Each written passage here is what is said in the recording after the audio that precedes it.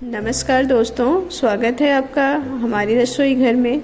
आज हम बनाने जा रहे हैं एक बेहद ही ख़ास और शाही डिश पनीर मलाई कोफ्ता, वो भी बिना लहसुन और प्याज के। ये रेसिपी ख़ास तौर पे त्योहारों, व्रत या फिर जब भी घर में सात्विक खाना बनाना हो तब के लिए बिल्कुल परफेक्ट है।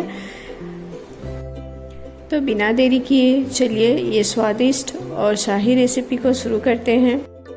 सबसे पहले मैं इस रेसिपी की ग्रेवी के लिए मसाले तैयार कर लेती हूँ। तो यहाँ मैंने 3 मीडियम साइज़ के टमाटर लिए हैं, साथ ही 1 इंच अदरक का टुकड़ा, 2 हरी मिर्च, इन सबको मैंने रफली काट लिया है।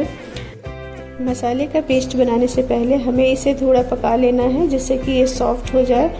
तो यहाँ मैंने एक पैन में 1 चम्मच तेल डाला है, साथ ही 2 सूखी मिर्च, दालचीनी, इलायची, लौंग। इसे डालने के बाद जो मेरे कटे हुए टमाटर, हरी मिर्च और अदरक था उसे डाल दिया। फिर जब ये हल्का सॉफ्ट हो गया, फिर इसमें मैंने डाला 5 से 7 काजू, 1 चम्मच खसखस, 1 चम्मच मगज और साथ ही थोड़ा सा कसूरी मेथी। अब इसे ठंडा होने देना है। मसाले जब ठंडा हो जाए फिर इसे एक मिक्सर जार में ट्रांसफ़र कर लेंगे। साथ ही इसमें डालेंगे 3 से 4 पनीर के टुकड़े और दूध, और इन सब का एक फाइन पेस्ट बना लेंगे।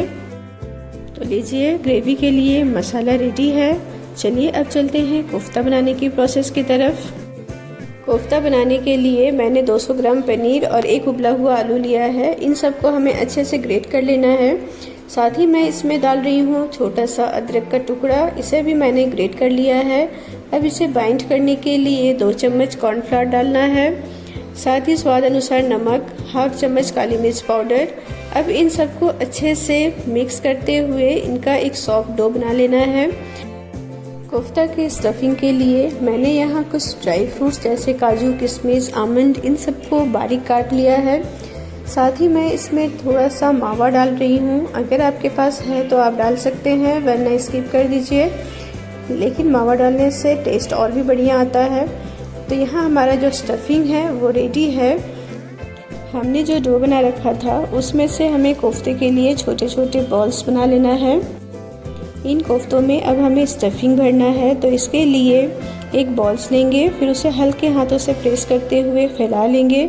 इसके बाद उसके मुख को अच्छे से बंद करते हुए उसे हाथों से घुमाते हुए उसका एक स्मूथ बॉल बना लेंगे।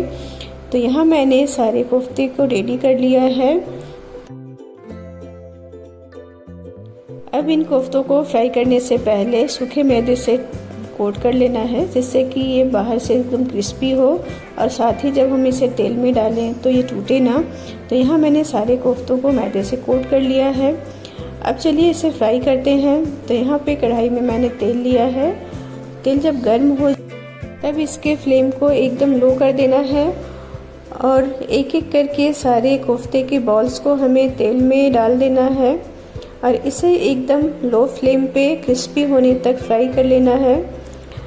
तो ध्यान रहे फ्लेम को एकदम लो करके रखना है, नहीं तो कोफ्ते बाहर से जल जाएंगे और अंदर कच्चे रहेंगे। तो यहाँ मैंने सारे कोफ्ते को फ्राई कर लिया है।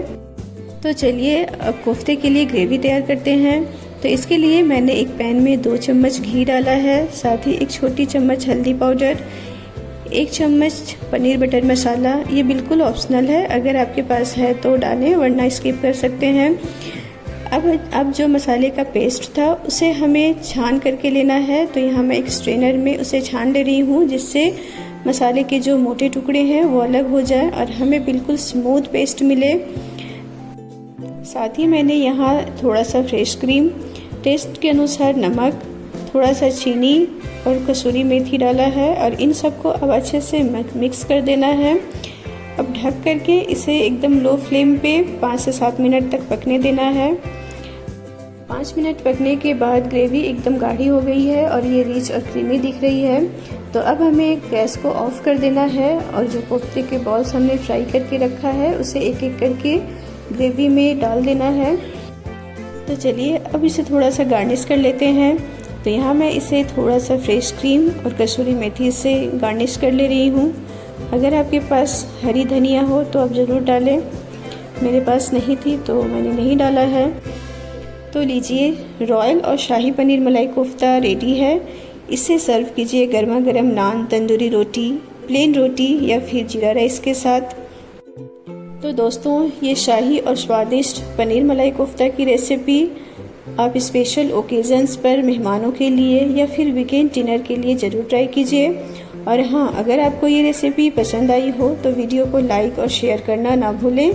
चैनल को सब्सक्राइब कीजिए ताकि आपको मिलती रहे ऐसे ही और डिलीशियस और इजी रेसिपीज़। मिलते हैं अगली रेसिपी में, तब तक के लिए थैंक्स फॉर वॉचिंग।